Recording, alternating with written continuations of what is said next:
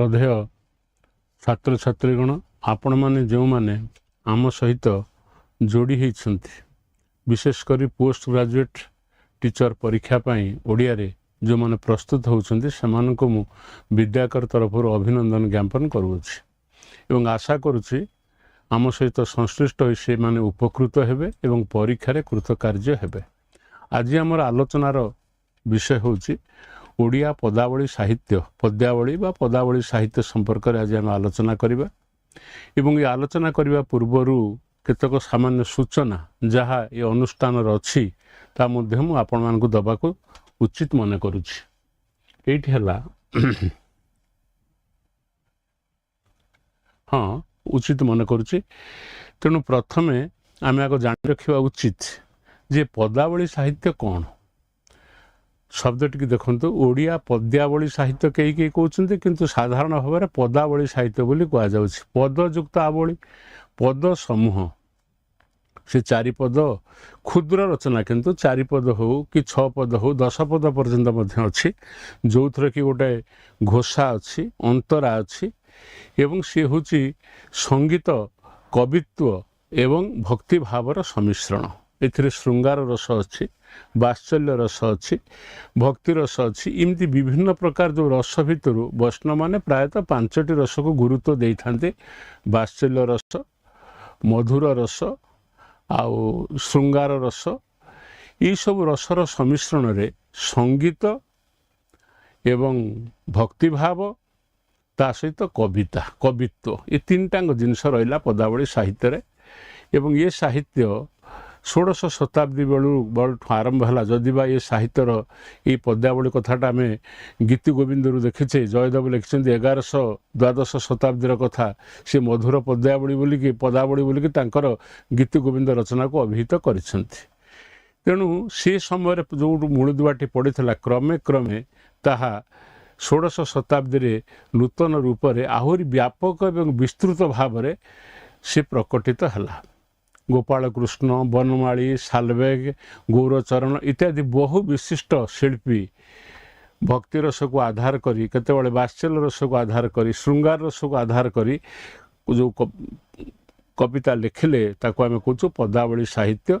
आज आम से पदावली साहित्य संपर्क में आलोचना करिबा एवं आलोचना करने भितर जहाँ जहाँ मोर संदेह आसीबो ताको मध्य आमे मोचन करी करिका जिबा। अच्छा प्रथम कथा हला जे पदावली साहित्य संपर्क में आपको सूचना देली एथिरे मध्ययुग 16 शताब्दी प्राय 18 शताब्दी पर्यंत विशेषकर आम जदि देखा 1780 रु 1880 पर्यंत ये जो 100 वर्ष भितर बहु भाव में ओडिया साहित्य रे पदावली रचित होइछि एवं ये पदावली जो रचित होइछि ता सेथिपे आकु आमे कहि कहि आकु पदावली युग एवं कहीं कहीं संगीतर जुग कहती। आपण मन रखिए जे आमर प्राचीन कवि माने विशेषकर रीतिजुग साहित्यर कवि माने से माने एकाधार थे पंडित संगीतज्ञ एवं कवित्व जो प्रतिभा तांको पाखरे थिला। The oriental poet was a singer also. तेणु सी तांकर काव्य कविता को एपरी भाव में छंदायित कर रचना करुले जे संगीत मध्य सेथिरे गोटे गुरुत्वपूर्ण अंश ग्रहण करथला। दीनकृष्णकर मन पकांतु कवि होई करुथबो निर्मल कवित्व कर्ण देई शुणुथबो रसिक पंडित किंचित करी आस्वाद करुथबो ताहा कहे कृष्ण कि मधुरे लिखिबी मु एहा। मध्ययुग साहित्यर रीतिजुग साहित्यर अन्यतम वैशिष्ट्य थिला सांगतिकता संगीतर मिश्रण थिला कवि। आमे 19 शताब्दी तो आधुनिक जुग आसला आमर कविता हो उठला भाव प्रधान से आम संगीत को गुरुत्व देलुनु खाली भाव को गुरुत्व देलु किंतु से समय रे भाव संगीत प्रज्ञा विचारबोध अलंकार सबू मिसिकी थिला। से जो संगीतर जो सुमोहन प्रभाव तार जो प्रभाव से प्रभाव रे 16 शताब्दी रागानुराग प्रेम भक्ति रे बहु कवि अनुप्राणित होई राधाकृष्णकर जीव राधाकृष्णकर लीला को ब्रज लीला को तांकर वात्सल्य लीला तांकर यौवन रे तांकर गोपी मान सहित संपर्क राधा सहित तांकर प्रेम या सब धरी पाको सब आधार करी बहु पदावली रचना करिसेंती एवं से पदावली गुड़िक ओडिया साहित्य को बहु भाव में समृद्ध करिछि एवं ओडिया जो ओडिशार जो साधारण जनता तांकर जो रस ग्रहण करिवार जो प्रवृत्ति को मध्य चरितार्थ करिछि। आमे सेही प्रसंग रे आज आलोचना करने संगे करवा एवं मल्टीपल चॉइस प्रश्न जहाँ अच्छी से गुड़िक आम तार आलोचना करवा। आमर प्रथम प्रश्न है गोपाल कृष्णकर आविर्भाव केबे होइथला। गोपाल कृष्णकर आविर्भाव केबे होइथला 1782 अच्छी 1783 अच्छी ऑप्शन सी रे अच्छी 1784 एवं ऑप्शन डी रे अच्छी 1785।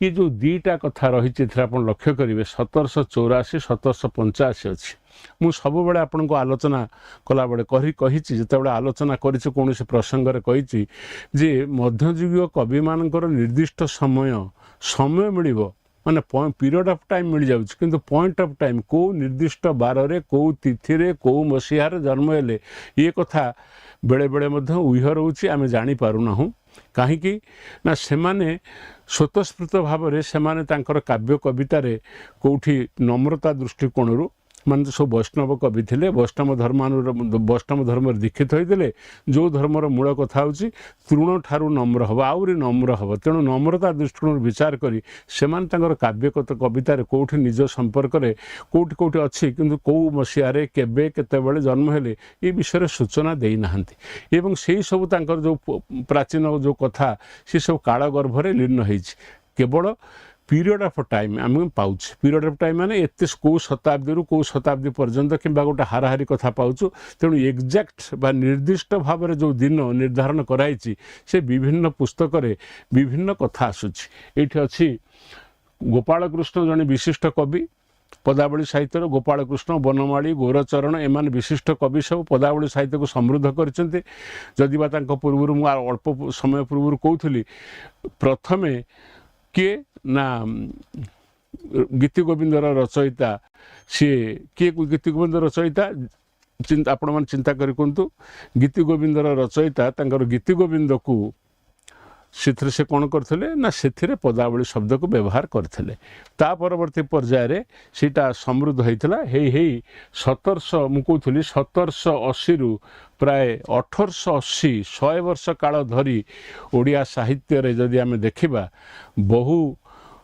रागानुराग प्रेम धर्म रे दीक्षित होइथिबा प्रतिभा मानकर आविर्भाव घटिछि एवं सेमाने तांको सृष्टि रे एई राधाकृष्णकर वात्सल्य प्रेम राधाकृष्णकर लीला जशोदांकर वात्सल्य प्रेम ब्रजरे गोपी मान सहित तांकर संपर्क ये विषय सब क्षुद्र क्षुद्र कविता रचना करिसेंती एवं से केतेबेले 5 पद केतेबेले 6 पद केतेबेले 10 पद पर्यंत मध्य जाइछि एवं ता एकाधार हेछि संगीत ताकू संगीत कह जाउछि संगीत भितर कवित्व अच्छी भक्ति भावना अच्छी भक्ति संगीत एवं कवित्वर जो त्रिवेणी धारा ये त्रिवेणी धारा ओडिया साहित्य रे एक गुरुत्वपूर्ण भूमिका बहन करिछि एवं जा फल आम साहित्य विशेषकर पूर्व भारतीय साहित्य रे पदावली साहित्य कोठी बंगला आसाम मैथिली ओडिया ये सबू रे ये साहित्य वैष्णव धर्म जो प्रभाव प्रचार फल ये नूतन गोटे परिभाषा सृष्टि होइछि एपरि नूतन गोटे भाषा कृत्रिम भाषा ब्रज बोली भाषा सृष्टि होइछि जो थरे कि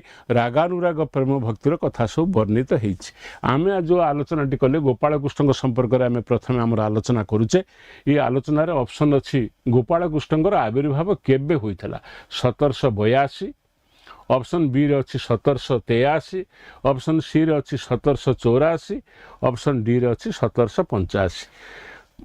मुझे कहीं कहूँ आपन को केतक बही रे 1784 अच्छी आउ केतक बही रे 1785 अच्छी तेणु मु 1782 को काटी दउची 83 को काटी दउची डी को 1785 काटी दउची 1784 को मु करेक्ट करूची जदि बा किछि किछि बही रे 1785 बोली रहिछि।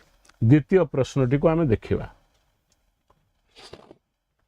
गोपाल कृष्ण केउठारे जन्मग्रहण करथिले मु एठी सूचना आपन को दबाकु चाहे गोपाल कृष्ण होउचंती रागानुराग वैष्णव प्रेम धर्मर से होउचंती उपासक श्रीकृष्णकर चैतन्य प्रचारित जो रागानुराग धर्म आसिला उत्कलीय वैष्णव नहीं जो गौड़ीय वैष्णव धर्म आसला से जो वृंदावन होता कर्मक्षेत्र जदिव जगन्नाथ ठारे से श्रीकृष्ण को आरोपित करते किंतु वृंदावन है तार केन्द्र एवं रागानुराग प्रेम भक्तिर से माने तार गुणग्राही ग्राहक गुणग्राही ग्राहक एवं से दीक्षित होगी से जो पदावली रचना कले से भक्ति कवित्व एवं संगीत तीन टाक जिनसर मधुर समन्वय आसला मु आगुरी कही संगीत सहित रीतिजुगर साहित्यर बहु कवि मानकर बहु कवि मानकर अतुट संपर्क कारण संगीत कौन करे कला संगीतर गोटे बड़ वैशिष्ट्य है कवि होई करुथुब निर्मल कवित्व कर्ण दे शुणुथुब रसिक पंडित पढ़िबा अपेक्षा ताकू जदि गान करा जिवो पदावली साहित्य को पढ़िबा अपेक्षा ताकू जदि मधुर स्वर रे आवृत्ति करा जिवो ताले से जेते हृदयग्राही हबो पढ़िला बेले हुत से हृदयग्राही हेई न पारे तेणु संगीत बा सांगतिकतार जो मधुर स्पर्श संगीत कौन करे ना कोनोसी काव्य बा कोनोसी कविता को आस्वादन कला बेले जो प्रातहिक जागतिक बाधा सब आसे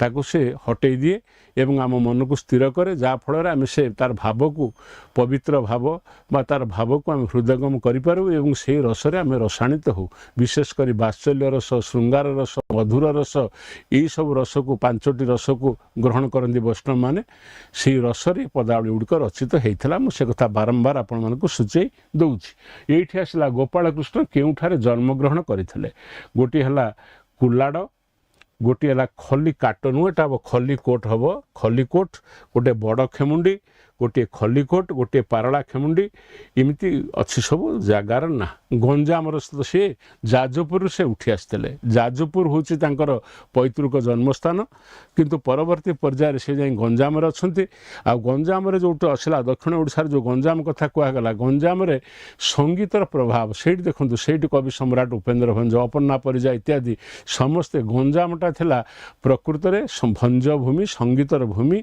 एवं से संगीतर चर्चा होता बहु कवि माने संगीतज्ञ थे एवं से कवि ये प्रश्न है से कौट जन्म होती कुलाड़ नुहे मुझे ऑप्शन ए को काटी दूची पारला खेमुंडी हूँ करेक्ट खलीकोट को काटिदेली बड़ खेमुंडी काटिदेली एगुड़िक सब गंजाम अंचल आ भितर पारला खेमुंडी आसला जन्म होते से तृतीय प्रश्न को आम जा तृतीय प्रश्न है गोपाल कृष्ण पिता नाम कौन बनवासी पट्टनायक बनवासी सेना ऑप्शन सी है बनवासी नायक बनवासी मल्लिक बनवासी बनवासी बनवासी चारिटांग ऑप्शन अच्छी बनवासी पट्टनायक बनवासी सेना बनवासी नायक बनवासी मल्लिक एथर जना पड़ी बनवासी निश्चित बापा ना एथर संदेह ना किंतु कौन से पट्टनायक ना सेना ना नायक ना मल्लिक मल्लिक नुहंती मु काटी दउची नायक नुहंती बनवासी सेना नुहंती सी होचंदी बनवासी पट्टनायक हूँ पिता नाम एवं तांकर पिता जो पांजियाकरण थे जो मैंने सब राजा पाखे रही सब लिपिबद्ध करुले से चाकरी करते एवं बापा ना हूँ बनवासी पट्टनायक। अच्छा ता परवर्ती प्रश्न को आम जा गोपाल कृष्ण माता नाम कौन लता देवी गोटे ललिता देवी गोटे बनज नलिनी देवी गोटे बनजा Priya Devi Lalita Devi option B option A अच्छे लता देवी ऑप्शन बी रे अच्छे ललिता देवी ऑप्शन सी रे अच्छी नलिनी देवी ऑप्शन डी रे अच्छी बनजा प्रिय देवी एतिकटी तांकर अच्छी तेणु आमे कौन करवा आमे देखिबा तांकर ललिता देवी होची तांकर करेक्ट आंसर आको आमे काटिदबा। अच्छा तापर आसीबा आमे गोपाल कृष्ण पूर्व पुरुष ओडिशार केउ स्थान रु जाई पारला खेमुंडी रे बसवास करुथले गोटे है नयागढ़ ऑप्शन ए अच्छी नयागढ़ ऑप्शन बी रे अच्छी पुरी ऑप्शन सी रे अच्छी जाजपुर ऑप्शन डी रे अच्छी केन्द्रापड़ा एठी नयागढ़ नुहे पुरी नुहे केन्द्रापड़ा नुहे से हूँ जाजपुर चैतन्य देव जमी जाजपुर जाइए जा साड़े रही जाजपुर गोटे ऐतिहासिक पीठस्थली बहु कवि जाजपुर जन्मग्रहण कर परवर्ती पर्यायर विभिन्न स्थान को जीवार दृष्टांत रही तेणु जाजपुर हूँ पैतृक स्थान जोटी से उठी जाई गंजाम रे रहिथिले। ओडिया साहित्य रे गोपाल कृष्ण काहींकी परिचित प्रश्न आसिला। गोपाल ओडिया साहित्य रे गोपाल कृष्ण काहींकी परिचित? जणे वैष्णव रूपे, जणे जणे नाट्यकार रूपे, जणे निष्ठापर कर्मचारी रूपे, जणे विशिष्ट वैष्णव पदावली कर रूपे। ये अच्छी जड़े वैष्णव रूपे। वैष्णव अर्थ केवल वैष्णव धर्म रे अनुप्राणित जो मैंने से वैष्णव बोली आम कहवा। खाली जड़े वैष्णव होते से वैष्णव होता से एकाधार वैष्णव एवं जड़े पदावली वैष्णव पदावली से जन होती स्रष्टा। तांको व्यक्तित्व दुईटी दिग। प्रथम तो से होती भक्त। रागानुराग प्रेम धर्म वैष्णव धर्म से ग्रहण करते। जदि बा प्रथम तार प्रारंभिक रचना रे श्रृंगार रचना सब थिला, छोट छोट गीत सब से लिखुले। परवर्ती पर्यायर जे से अभिमंत्रित हो गले वैष्णव धर्म रे सेतेबेले से केवल भक्ति रस माधुर्य रस वात्सल्य रस आकु उपजीव्य करी पदावली रचना करिछन। तेणु गोपाल कृष्णकर ओडिया साहित्य रे परिचिति खाली वैष्णव रूप रे नुहे, मध्य जने विशिष्ट पदावली लेखक हिसाब रे बा कवि हिसाब से परिचित। तेणु ऑप्शन ए टाक आम काटिदेवा। से खाली तुच्छा वैष्णव नुहति बा वैष्णव धर्म ग्रहण करथिबा जने वैष्णव नुहति। से वैष्णव धर्म ग्रहण कर वैष्णव एवं ता सांगे सांगे सी होचंदी जने विशिष्ट पदावली रचयिता, माने विशिष्ट पदावली स्रष्टा से। तेणु ऑप्शन ए को काटिदेली, बी को काटिदेली, सी को काटिदेली एवं जड़े विशिष्ट वैष्णव पदावली कर रूपे से होती परिचित। एकाधार वैष्णव एवं पदावली से होती लेखक। ता परवर्ती प्रश्न को जीवा। एठी गोटे सूचना आसला। कौन से सूचना ना पवित्र रज उपलक्षे आपण को अनेक शुभेच्छा और अभिनंदन। स्पेशल ऑफर टी अच्छी 10% ऑफर अच्छी। कौटी ना जो माने पीजीटी परीक्षा प्रस्तुत होउछन्ते, जो माने एसएसबी लेक्चर प्रस्तुत होउछन्ते, जो माने आरएसटी एलटीआर ओस्टेट प्रस्तुत होउछन्ते, सेमानक पई 11 जून रु 16 जून पर्यंत विद्याकर गोटे स्वतंत्र रिहाती घोषणा करिछि। कौन से रिहाती ना 10% ऑफ जहाँ प्राप्य थिला सेथुरु शतकड़ा 10 भाग कम रे आपण आम सहित संश्लिष्ट होगी आमर ऑफिस सहित जोगाजोग कले आपण आपणकर पीडीएफ ठू आरंभ करिक आपणकर टीचिंग समस्त जहाँ आमर उपाध्याय मटेरियल प्रस्तुत होइछि ताहा आपणक द्वारा उपलब्ध हबो। तापर को आम जीवा प्रश्न देखिबा। गोपाल कृष्ण पिता केउ राजकार्य रे हबो। एठी रेटा छाड़ी जाइछन्ते केउ राजकार्य रे नियुक्ति राजकार्य रे नियुक्ति होइथले। राजकवि, अच्छा राजगुरु पांड्याकरण आउ पांड्याकरण राजसभार तत्वावधारक रूपे। राजकवि से नथिले, राजगुरु नथिले, राजसभार तत्वावधारक नथिले। पांड्याकरण बा जाको पांड्याकरण बोली जाको कुहा जाउची से बसी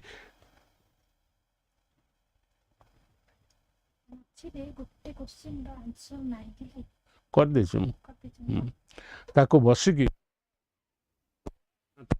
से माने बसिकी राजक पाखरे राजकार्य नियुक्त होते।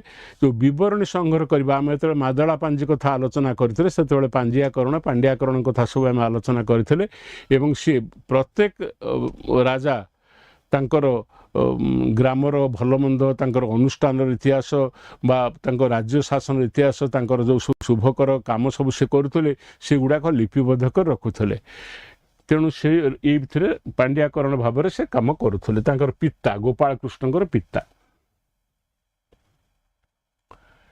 गोपाल कृष्ण क्यों वैष्णव संप्रदायभुक्त थिले? मुनिपंथी वैष्णव, गौड़ीय वैष्णव, उत्कलीय वैष्णव, निराकर उपासक वैष्णव। मुनिपंथी नुहे से थिले गौड़ीय वैष्णव, उत्कलीय वैष्णव नुहे, निराकार उपासक वैष्णव नुहे। निराकार उपासक माने किछि जो वैष्णव माने शून्य को उपासना करथांती तांको हम निराकारवादी बोली कहबा।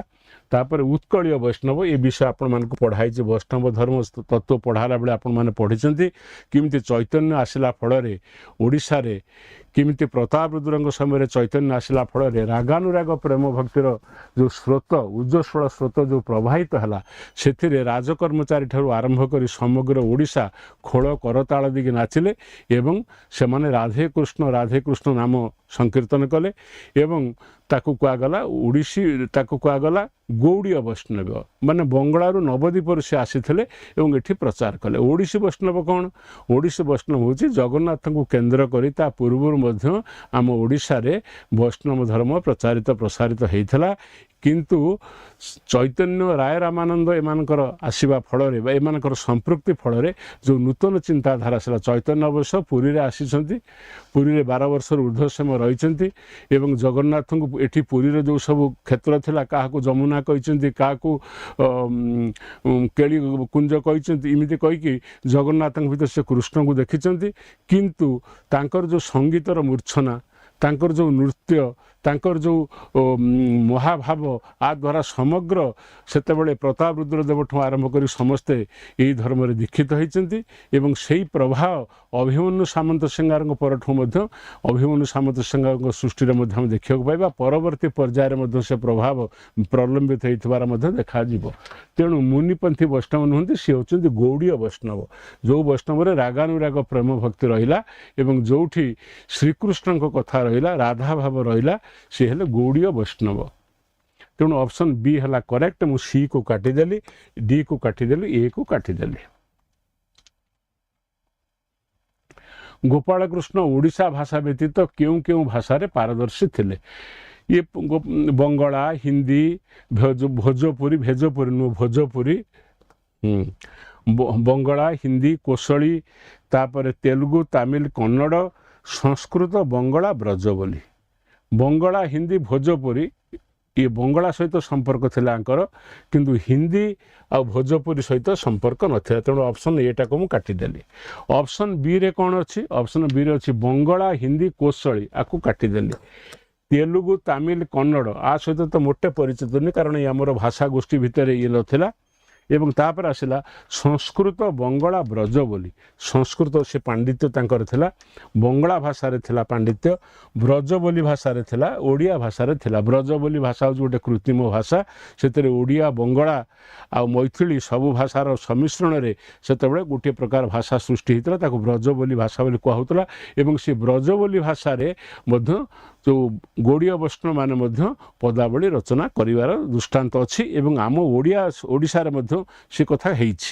ଆମେ ପରବର୍ତ୍ତୀ କୋଶ୍ଚିନ୍ ଆଲୋଚନା କଲାବେଳେ ତାର ମଧ୍ୟ ସବିଶେଷ ତଥ୍ୟ ଆମେ ପାଇବା, ସୂଚନା ମଧ୍ୟ ଆମେ ପାଇପାରିବା। ତାହେଲେ ତାଙ୍କର ସେ କେଉଁଥିରେ ପଣ୍ଡିତ ଥିଲେ? ସଂସ୍କୃତରେ ପଣ୍ଡିତ ଥିଲେ, ବଙ୍ଗଳା ଭାଷାରେ ତାଙ୍କର ପାଣ୍ଡିତ୍ୟ ଥିଲା, ବ୍ରଜ ବୋଲି ଭାଷାରେ ପାଣ୍ଡିତ୍ୟ ଥିଲା ଏବଂ ଓଡ଼ିଆ ଭାଷାରେ ପାଣ୍ଡିତ୍ୟ ଥିଲା। ଫଳରେ କ'ଣ ହେଇଥିବ?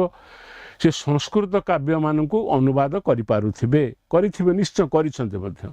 ତାପରେ ବଙ୍ଗଳା ଆଉ ବ୍ରଜ ବୋଲି ଯେଉଁ ଭାଷା, ଯେଉଁଟା ଗୋଟେ ମିଶ୍ରଣ ଖେଚିଡ଼ି ଭଳିଆ ହେଇଗଲା, ବଙ୍ଗଳା ଭାଷା, ଓଡ଼ିଆ ଭାଷା, ମୈଥିଳୀ ଭାଷା, ଆସାମିଆ ଭାଷା ଏସବୁ ମିଶି ଯେଉଁ ଅଞ୍ଚଳମାନଙ୍କରେ ପୂର୍ବ ଭାରତୀୟ ଯେଉଁ ଅଞ୍ଚଳମାନଙ୍କରେ ରାଗାନୁରାଗ ପ୍ରେମ ଭକ୍ତିର ଊର୍ଜ୍ୱସ୍ୱଳ ଧାରା ପ୍ରବାହିତ ହେଲା, ସେଠିକା ଅଞ୍ଚଳର ବିଶିଷ୍ଟ ସାଧକ ବା କବିମାନେ ସେଇ ବ୍ରଜ ବୋଲି ଭାଷାରେ ଲେଖିଲେ, ଯାହାକୁ କି ଓଡ଼ିଆ ଲୋକ ବୁଝିପାରିବେ, ବଙ୍ଗଳା ଲୋକ ବୁଝିପାରିବେ, ଆସାମିଆ ଲୋକ ବୁଝିପାରିବେ ଏବଂ ମୈଥିଳୀ ଲୋକ ମଧ୍ୟ ବୁଝିପାରିବେ। ତା ପ୍ରତି ପ୍ରଶ୍ନ ଦେଖିବା। ଗୋପାଳକୃଷ୍ଣ କେତୋଟି ପୂର୍ଣ୍ଣାଂଶ ନୁହେଁ, ଏଟା ପୂର୍ଣ୍ଣାଙ୍ଗ ହବ, ଭୁଲ ଟିକେ ହେଇଯାଇଛି। କେତେ ଗୋଟି ପୂର୍ଣ୍ଣାଙ୍ଗ କାବ୍ୟ ରଚନା କରିଥିଲେ? ଆଚ୍ଛା, 2ଟି ଅଛି, 3ଟି ଅଛି, ଗୋଟିଏ ଅଛି, ଗୋଟିଏ ବି ନୁହେଁ ଅଛି। ଆମେ ଆଲୋଚନା କରୁଛେ କାହା ଉପରେ? ପଦାବଳୀ ଉପରେ ଆଲୋଚନା କରୁଛେ। ଚୌପଦୀ, ଚଉତିଶା ଯେତେବେଳେ ସବୁ ଲେଖାଯାଉଥିଲା, ଭଞ୍ଜ କାବ୍ୟ ଲେଖିଛନ୍ତି, ଚଉତିଶା ଲେଖିଛନ୍ତି, ଯମକରାଜ ଚଉତିଶା ଲେଖିଛନ୍ତି, ନୀଳାଦ୍ରିଶ ଚଉତିଶା, କେତେ ଚଉତିଶା ସବୁ ଲେଖିଛନ୍ତି, ଦୀନକୃଷ୍ଣ ଆର୍ତ୍ତତ୍ରାଣ ଚଉତିଶା ଲେଖିଛନ୍ତି। ସେମାନେ କାବ୍ୟ ଲେଖୁଥିଲେ, ଚଉତିଶା ଲେଖୁଥିଲେ।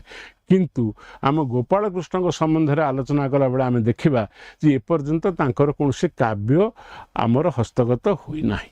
ତା ଛଡ଼ା ସେ ଯେତେବେଳେ ବୈଷ୍ଣବ ଧର୍ମରେ ଦୀକ୍ଷିତ ହେଲେ, କ'ଣ ହେଲା ସେଥିରେ? ତା ଫଳରେ ରାଗାନୁରାଗ ପ୍ରେମ ଭକ୍ତିରେ କୃଷ୍ଣଙ୍କର ଲୀଳା, ତାଙ୍କର ବ୍ରଜ ଲୀଳା, ଗୋପ ଲୀଳା, କେଉଁଠି ଗୋପାଙ୍ଗନା, କେଉଁଠି ରାଧା, କେଉଁଠି ଯଶୋଦା, ଏଇମାନଙ୍କର ଯେଉଁ କଥା, କେଉଁଠି ବାଲ୍ୟଲୀଳା କୃଷ୍ଣଙ୍କର, ଯଶୋଦା କେମିତି କୃଷ୍ଣଙ୍କୁ ଭଲ ପାଇଛନ୍ତି, ବାତ୍ସଲ୍ୟ ରସ କେମିତି ସେଠି ପ୍ରବାହିତ ହେଇଛି ସେ କଥା ହେଉ, କିମ୍ବା କୈଶୋରରେ ସେ କେମିତି ବଂଶୀବାଦନ କରିଛନ୍ତି, ରାସ କରିଛନ୍ତି, ନୃତ୍ୟ କରିଛନ୍ତି, ଗୋପୀମାନଙ୍କ ସହିତ ପ୍ରେମ କରିଛନ୍ତି, ରାଧାଙ୍କ ସହିତ ସମ୍ପର୍କିତ ହୋଇଛନ୍ତି, ସେ ମହାଭାବ ହେଉ, तामाने कृष्ण होचंती गोटे एपरि एक चरित्र जे जीवनर सबु क्षेत्र को से स्पर्श करिसंती। एकाधारे से दार्शनिक, से तत्वज्ञ, राजनीतिज्ञ, रसिक, प्रेमिक एवं सर्वोपरि जड़े विशिष्ट समन्वित व्यक्तित्व। एपरी व्यक्तित्व बोधे समग्र भारतवर्ष कहीं पृथ्वी रे नाही जे जीवनर सब विभाग को स्पर्श करिछि।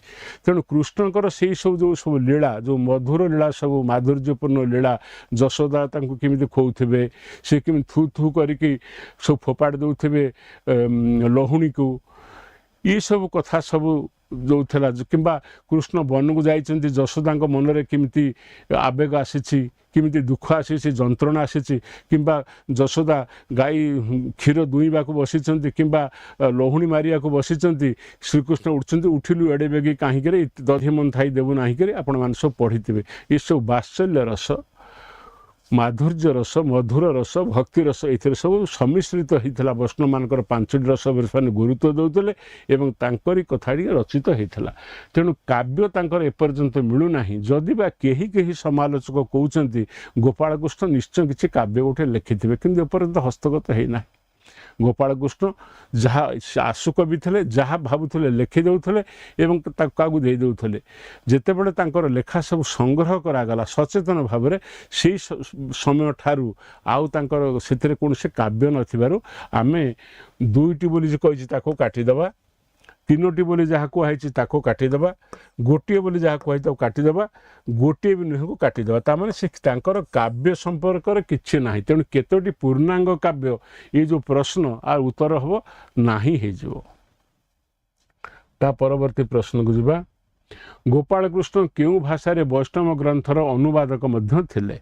देख केउ भाषा रे वैष्णव ग्रंथर अनुवादक मध्य थिले। अनुवादक ट्रांसलेशन अनुवादक आम पढ़ीचे जोटी आक्षरिक आक्षरिक अनुवाद जोटी आक्षरिक भाव में गोटे भाषार कथा गोटे कवि बा गोटे स्रष्टांकर विषय वस्तु अन्य भाषा रे रूपांतरित हो गला, ट्रांसलेशन है अनुवाद है ताको अनुवाद कहबा। अनुसृजन कौन आ गोटे शब्द सेठी अच्छी सब गवेषक मैंने कहते अनुवाद ना अनुसृजन। अनुवाद हूँ आक्षरिक भाव में जहाँ थिला पूर्व काव्य रे बा पूर्व सृष्टि रे ताकू अनुसरण करी यथायथ भाव में ताकू उपस्थापित करवा। अनुसृजन अर्थ कौन ताकू ठिका ठिका ग्रहण करी बा ताकू स्केलेटन रूप नहीं से नूतन नूतन विषय वस्तु को संजोग करी उपस्थापित करवा एवं जेपरिक निजर मौलिकता को मध्य प्रदर्शन करवा। अनुवादर मौलिकता न थाए जदि बा थाए किंतु अनुसृजन कथा बेलू से मौलिकता को आम टे व्यापक भाव में आविष्कार करूँ। जमी सारला दासंकर महाभारत हूँ व्यासंक महाभारतर अनुवाद नुहे अनुसृजन। एटी से प्रश्न है गोपाल कृष्ण केउ भाषा रे वैष्णव ग्रंथर अनुवादक मध्य थिले। बंगला को आम काटिदेबा, हिंदी को काटिदेबा, संस्कृत भाषा रे से मध्य अनुवादक थिले। केउ भाषा रे वैष्णव ग्रंथर अनुवादक मध्य थिले। तामाने संस्कृत भाषा रे ओडिया को अनुवाद करिवार क्षमता तांकर थिला। केउ ग्रंथर केउ भाषा रे वैष्णव ग्रंथर अनुवादक थिले, संस्कृत भाषा रे से अनुवाद करि पारथले, संस्कृत को ओडिया करि पारथले इत्यादि इत्यादि। आ गोटे आसला हेल्पलाइन नंबर आमर आसला एटा हूँ 8093073340 8093073341। आ गोटे आसला 8093073342। ये गोटे फीडबैक कथा अच्छी कंप्लेन एंड सजेशंस। पाठपढ़ा है बेले आम मैंने जो मैंने विद्याकर तरफ आपण मान को किसी पढ़ाई प्रयास जारी रखीचु। आम कौन पढ़ाऊँ किमिति पढ़ाऊँ आपण मान से जिनसटी भल लगुच कि ना कि आम पढ़ारे आपण मैंने आपण मानकर जो आशा आकांक्षा अच्छी आम ताको प्रशमित करूँ कि जहाँ आप भावुंट से संपर्क में आप फीडबैक दे पारे, सजेसन भी दे पारे। सार एमती होते भल होता जमी आप बेले बेले लिखुं सार टे गोटे कथा को बारंबार कहतु ना कि बेले बेले लिखुं आउ टे आगू तक भल कि आलोचना करूँ कि अमुक विषयटा भल कि पढ़ातु कि खूब सुंदर पढ़ेले जहाँ आप भावुंट जनईदे आम एटी से अनुपात आमर कार्यधारा को परिवर्तन करूँ। ये नंबरटी आप जाना कथा। तापर भक्ति भाव श्रयी भावग्रही नुह भावश्रयी हम। भक्ति भावश्रयी क्षुद्र संगीत धर्मी कविता को कौन कह जाए? ଭକ୍ତି ଭାବକୁ ଆଶ୍ରୟ କରି ଯେଉଁ ସବୁ କ୍ଷୁଦ୍ର ସଙ୍ଗୀତ ଧର୍ମୀ କବିତା ତାକୁ କ'ଣ କୁହାଯାଏ? ଗୀତ କୁହାଯାଏ କି? ନା, ଗୀତ ନାହିଁ, ସଙ୍ଗୀତ ନାହିଁ। ଏଥିରେ ଅପସନ୍ ଅଛି ଗୀତ, ପଦାବଳୀ, ଗୀତି କବିତା, ସଙ୍ଗୀତ। ଏଠି ଗୀତ ନାହିଁ, ଆମେ ଗୀତି କବିତାକୁ ମଧ୍ୟ କାଟିଦେଲେ। ଏଇଟା ହେଲା ପଦାବଳୀ। ଆକୁ ଆମେ ଯେଉଁ ପଦାବଳୀ କଥା ଆଲୋଚନା କରୁଛେ କ୍ଷୁଦ୍ର ହେଇଥିବ ଆଉ ଭକ୍ତି ଭାବ ସେଥିରେ ଥିବ, ତେଣୁ ସିଏ ହେଲା ପଦାବଳୀ ସାହିତ୍ୟ। ପଦାବଳୀ ସାଧାରଣତଃ କେଉଁ ଲୀଳାତ୍ମକ ରଚନା? ଗୋଟେ ହେଲା ରାମ ପଦାବଳୀ ଯେଉଁ ସାହିତ୍ୟ ସୃଷ୍ଟି ହେଲା, ମୁଁ କହୁଥିଲି 1780ରୁ ପ୍ରାୟ 1880, 100 ବର୍ଷ ଧରି ଓଡ଼ିଆ ସାହିତ୍ୟରେ ଯେଉଁ ପଦାବଳୀ ସାହିତ୍ୟ ସୃଷ୍ଟି ହେଲା, କବି ସୂର୍ଯ୍ୟ, ବନମାଳୀ, ଗୌରଚରଣ ଇତ୍ୟାଦି ଯେଉଁ କବିମାନେ ସବୁ ପଦାବଳୀ ସାହିତ୍ୟ ସୃଷ୍ଟି କଲେ, ସିଏ ସୃଷ୍ଟି କରିବା ଭିତରେ ସେ ତାଙ୍କର କେଉଁ ବିଷୟବସ୍ତୁ ତାଙ୍କର ଥିଲା ମୁଖ୍ୟ, କେଉଁ ବିଷୟବସ୍ତୁକୁ ଆଧାର କରି ସେମାନେ ସୃଷ୍ଟି କଲେ? ଆମେ ସମସ୍ତେ ଜାଣିଛେ ଆମର ପୌରାଣିକ ଚରିତ୍ର ଭିତରେ ଆମେ ରାମ ଏବଂ କୃଷ୍ଣ, ରାମଙ୍କର ଜୀବନୀ ଆଉ କୃଷ୍ଣଙ୍କର ଜୀବନୀ ଇଏ ପର୍ଯ୍ୟନ୍ତ, ଯେମିତି ରାମାୟଣ ଏବଂ ମହାଭାରତ ଯେମିତି ଆମର ଏପର୍ଯ୍ୟନ୍ତ, କିମ୍ବା ଜଗନ୍ନାଥ ଦାସଙ୍କ ଭାଗବତ ବା ହରିବଂଶ ଏପର୍ଯ୍ୟନ୍ତ ଯେମିତି ଆମର ଶ୍ରଦ୍ଧାର ପାତ୍ର ହେଇକି ରହିଛି, ଠିକ୍ ସେହିପରି ଭାବରେ ପଦାବଳୀ ସାହିତ୍ୟ ମଧ୍ୟ ଏପର୍ଯ୍ୟନ୍ତ ଆମର ଶ୍ରଦ୍ଧା ସମ୍ମାନରେ ହେଇଛି। ଗ୍ରାମର ସାଧାରଣ ଲୋକ, ଚାଷୀ, କୃଷକ ଗୋଟିଏ ଗୋପାଳକୃଷ୍ଣଙ୍କର ପଦାବଳୀଟି ଶୁଣିଲା ପରେ, ମାନେ ଶ୍ରବଣ କରିବା ମାତ୍ରେ, କିମ୍ବା ଓଡ଼ିଶୀ ଗୀତ ହିସାବରେ ତାକୁ ରୂପାୟନ କଲାବେଳେ, ସେଥିରେ ନୃତ୍ୟକୁ ସଂଯୋଜନ କଲାବେଳେ ଆମେ ମୁଗ୍ଧ ହେଉଛୁ। ତେଣୁ ପ୍ରଶ୍ନ ଉଠୁଛି, ସେ କ'ଣ ରାମଙ୍କ ବିଷୟ ଉପରେ ଆଧାରିତ, ନା ଶୈବ ଶିବଙ୍କ ଉପରେ ଆଧାରିତ, ନା କୃଷ୍ଣ ଲୀଳାତ୍ମକ, ନା ଭାରତ ଲୀଳାତ୍ମକ? ରାମଙ୍କ ଲୀଳାତ୍ମକ ପଦାବଳୀ ପ୍ରାୟ ନାହିଁ କହିଲେ ଚଳେ, ଗୋଟିଏ ଯୋଡ଼ି ଯଦି କେଉଁଠି ଥିବ। ଶୈବ ଲୀଳାତ୍ମକ ପଦ ନାହିଁ, କୃଷ୍ଣ ଲୀଳାତ୍ମକ, କୃଷ୍ଣଙ୍କର ଜୀବନ ଚରିତ, କୃଷ୍ଣଙ୍କର ଜୀବନ ଚରିତକୁ ଆଧାର କରି ସେସବୁ ପଦାବଳୀ ରଚିତ ହେଇଛି। ତାପରେ ଭାରତ ଲୀଳାତ୍ମକ ଯୋଡ଼ି, ତାକୁ ମଧ୍ୟ ମୁଁ କାଟିଦେଲି। ତାପରେ ଆସିଲା ସର୍ବପ୍ରଥମେ କେଉଁ କବି ପଦାବଳୀ ଶବ୍ଦର ପ୍ରୟୋଗ କରିଥିଲେ? ଚଣ୍ଡୀଦାସ, ଗୋପାଳକୃଷ୍ଣ, ରାୟ ରାମାନନ୍ଦ, ଜୟଦେବ।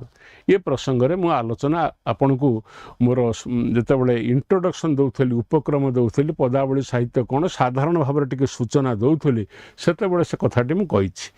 ମୁଁ କହିଥିଲି ଯେ ସର୍ବପ୍ରଥମେ ଏକାଦଶ ଦ୍ୱାଦଶ ଶତାବ୍ଦୀରେ ଜୟଦେବ ତାଙ୍କର ଗୀତିଗୋବିନ୍ଦ କାବ୍ୟରେ ପଦାବଳୀ ଶବ୍ଦଟିକୁ ବ୍ୟବହାର କରିଛନ୍ତି ସଙ୍ଗୀତ ଅର୍ଥରେ। ଜୟଦେବ ହିଁ ପ୍ରଥମ କବି ଯିଏକି ତାଙ୍କର ଗୀତିଗୋବିନ୍ଦକୁ ପଦାବଳୀ ବୋଲି କହିଲେ। ତେଣୁ ସେ ପଚାରୁଛି ସର୍ବପ୍ରଥମେ କେଉଁ କବି ପଦାବଳୀ ଶବ୍ଦର ପ୍ରୟୋଗ କରିଥିଲେ? ଚଣ୍ଡୀଦାସ ନୁହନ୍ତି, ଗୋପାଳକୃଷ୍ଣ ନୁହନ୍ତି, ରାୟ ରାମାନନ୍ଦ ନୁହନ୍ତି, ଇଏ ହେଉଛନ୍ତି ଜୟଦେବ। ଜୟଦେବଙ୍କର ଗୀତିଗୋବିନ୍ଦ ପ୍ରସିଦ୍ଧ ଗ୍ରନ୍ଥ ଆମେ ଜାଣିଛେ, ପଢ଼ୁଛେ। ସେଥିରେ ସଙ୍ଗୀତ ଅଛି, କବିତ୍ୱ ଅଛି, ରସିକତା ଅଛି, ଶୃଙ୍ଗାର ଅଛି, ଭକ୍ତିଭାବ ଅଛି। ଅପୂର୍ବ ମିଶ୍ରଣରେ ସେ, ଅପୂର୍ବ ରସରେ ସେ ସବୁ ପ୍ରକାର ମିଶ୍ରଣ ଘିନି ସେ ଗୀତିଗୋବିନ୍ଦ ରଚିତ ହେଇଛି। ସେଇ ଗୀତିଗୋବିନ୍ଦ ଭିତରେ ଜୟଦେବ ସର୍ବପ୍ରଥମେ ପଦାବଳୀ ଶବ୍ଦର ପ୍ରୟୋଗ କରିଥିଲେ। ଏ ପଦାବଳୀ ଯେ ମଧୁର ସଙ୍ଗୀତ, ସେ କଥା ସର୍ବପ୍ରଥମେ କହିଛନ୍ତି କିଏ? ନା ଜୟଦେବ। ଜୟଦେବଙ୍କ ପରେ ଏକାଦଶ ଶତାବ୍ଦୀ କଥା। ବହୁ ବର୍ଷ ପରେ ପୁନର୍ବାର 1780ରୁ 1880 ଭିତରେ, 100 ବର୍ଷ ଭିତରେ ବହୁ ପଦାବଳୀ ରଚିତ ହେଲା। ଶ୍ରୀକୃଷ୍ଣଙ୍କର ବାତ୍ସଲ୍ୟ, ଶୃଙ୍ଗାର, ପ୍ରେମ ଏବଂ ଲୀଳା ଘେନିକି ରଚିତ ହେଇଛି, ବାତ୍ସଲ୍ୟ ରସ ଘେନିକି ରଚିତ ହେଇଛି। ତା ପରବର୍ତ୍ତୀ ପ୍ରଶ୍ନକୁ ଯିବା। ପ୍ରଥମେ କେଉଁ ଭାଷାରେ ପଦାବଳୀ ମାନ ରଚିତ ହୋଇଥିଲା? ଆଚ୍ଛା, ବ୍ରଜ ବୋଲି ଭାଷା ବୋଲି ଗୋଟିଏ ଭାଷା ଆପଣ ଜାଣିଥିବେ। ବ୍ରଜକୁ ଚୋର ଆସିଛି, ମନେ ପକାନ୍ତୁ, ଗୋପାଳକୃଷ୍ଣଙ୍କ ଗୀତ। ବ୍ରଜ ଭାଷାଟି କ'ଣ? ସିଏ ଗୋଟେ ସ୍ଥାନର ନା ବ୍ରଜ। ଏଠି ବ୍ରଜ ଭାଷାଟି କ'ଣ? ବ୍ରଜ ବୋଲି ଭାଷା କ'ଣ? ସିଏ ଗୋଟେ ଖେଚିଡ଼ି ଭାଷା। ସେଥିରେ ବଙ୍ଗଳା ଅଛି, ଆସାମିଆ ଅଛି, ଆସାମ ଭାଷା ମିଶିଛି, ଓଡ଼ିଆ ଭାଷା ମିଶିଛି, ମୈଥିଳି ଭାଷା ମିଶିଛି। ଏ ସବୁ ଭାଷା ମିଶିକି ଗୋଟିଏ ଭାଷା ସୃଷ୍ଟି ହେଇଛି। ଆମେ ଯେମିତି ବେଳେବେଳେ ଇଂଲିଶରେ ସବୁ କହୁଛୁ ଇଂଲିଶ ଓଡ଼ିଆ ମିଶେଇକି ସବୁ ଗୋଟେ ଗୋଟେ ଶବ୍ଦ କରିଦେଉଛୁ। ସେମିତି ସେ ସବୁ ଭାଷାର ଶବ୍ଦ ସବୁ ଭାଷାର କଥାକୁ ମିଶେଇକି ଏମିତି ଭାବରେ ସେ ସୃଷ୍ଟି ହେଲା ଯେ ତାକୁ ବଙ୍ଗାଳୀମାନେ ବୁଝିପାରିଲେ, ଓଡ଼ିଶାର କବିମାନେ ବୁଝିପାରିଲେ, ଓଡ଼ିଶାର ସାଧାରଣ ଜନତା ବି ତାକୁ ବୁଝିପାରିଲା, ବଙ୍ଗଳା ଲୋକ ବୁଝିଲେ, ଓଡ଼ିଶା ଲୋକ ବୁଝିଲେ, ଆସାମୀ ଲୋକ ବୁଝିଲେ, ମୈଥିଳୀ ଲୋକ ମଧ୍ୟ ବୁଝିଲେ। ପୂର୍ବ ଭାରତୀୟ ଯେଉଁ ପୂର୍ବ ମାଗଧୀ ଭାଷା କଥା ଆମେ ଆଲୋଚନା କରୁଥିଲେ, ପୂର୍ବ ମାଗଧୀ, ଉତ୍ତର ମାଗଧୀ, ଦକ୍ଷିଣ ମାଗଧୀ, ଯେହେତୁ ତାର ସୋର୍ସ ହେଉଛି ଗୋଟେ, ସେମାନେ ସେଇ ସବୁ ଅଞ୍ଚଳର ଲୋକମାନେ ଆକୁ ବୁଝିପାରିଲେ, କାରଣ ଓଡ଼ିଆ ଲୋକ ତାଙ୍କର ସେ ଭାଷାରେ ଓଡ଼ିଆର ପ୍ରତିଛବି ଦେଖିଲେ, ବଙ୍ଗାଳୀ ଲୋକ ସେଇ ଭାଷାରେ ବଙ୍ଗଳା ଭାଷାର ପ୍ରତିଛବି ଦେଖିଲେ, ମୈଥିଳୀ ବାଲା ଦେଖିଲେ। ସବୁ ଭାଷାର ମିଶ୍ରଣ ହେଉଛି ବ୍ରଜବୋଲି। ନହେଲେ ବ୍ରଜବୋଲି ଗୋଟେ ସ୍ୱତନ୍ତ୍ର, ଏଇଟା ଗୋଟେ କୃତ୍ରିମ ଭାଷା, କମ୍ବିନେସନ୍ ଅଫ୍ 3 to 4 ଲାଙ୍ଗୁଏଜେସ୍ ହେଇ ଉଠିଲା। ଯେତେବେଳେ ଗୋଟେ ଧର୍ମରେ ଆମେ ଦୀକ୍ଷିତ ହେଇଯିବା, ଯେମିତି ବୈଷ୍ଣବ, ଯେମିତି ବ୍ରାହ୍ମ ଧର୍ମ ଯେତେବେଳେ ଓଡ଼ିଶାରେ ପ୍ରଚାରିତ ହେଲା, କ'ଣ ହେଲା, ବ୍ରାହ୍ମ ଧର୍ମ ସୋର୍ସ ଆସିଲା କେଉଁଠୁ? ଆସିଲା ବଙ୍ଗଳାରୁ।